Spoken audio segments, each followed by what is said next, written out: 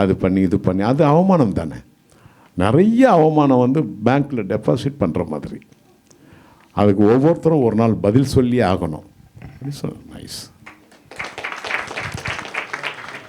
அன்பு வணக்கங்கள் தேவா சார். பா, அற்புதமான வாய்ஸ் சார் உங்களுக்கு. பீகாரில் வெள்ளம் கேள்விப்பட்டிருக்கீங்களா?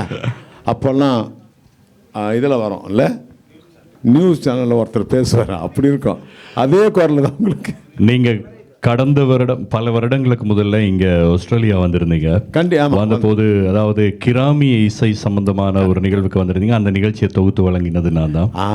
இந்த குரல் அதுக்கு தான். அது தவிர இலங்கையில் கரெக்ட் சக்தியில் நாங்கள் செய்த நிகழ்ச்சி நேரம் உங்களை ஸ்ரீகாந்த் தேவா அவர்கள் எல்லாம் நாங்கள் இன்டர்வியூ பண்ணியிருந்தேன். அப்போ ரொம்ப நாளைக்கு பிறகு எங்கள் சந்திக்கிறதுல சந்தோஷம்.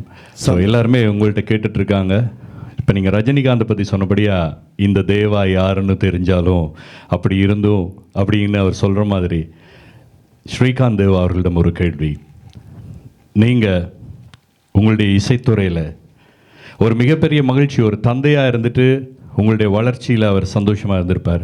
நீங்கள் சில வேளையில் ஒரு விஷயம், எந்த ஒரு கலைத்துறையில் எதில் போனாலும் நம்மளுக்கு ஏற்றம் சமூகமாக ஓடிட்டுருப்போம், இறக்கம் ஏற்றத்தாழ்வு வந்துகிட்டே இருக்கும் வாழ்க்கையில். அது மாதிரி உங்களுடைய தந்தையா தேவா சார், உங்களுடைய மகனை நீங்கள் பார்க்குற நேரம் நீங்கள் எப்படி அவருடைய வளர்ச்சி, அவருடைய அந்த போக்கை நீங்கள் எப்படி பார்த்தீங்க? அதே நேரம் தேவா அவர்களுடைய மகனாக இருந்த ஒரு இசையமைப்பாளராக நீங்கள் சந்தித்த சேலஞ்சஸ் என்ன?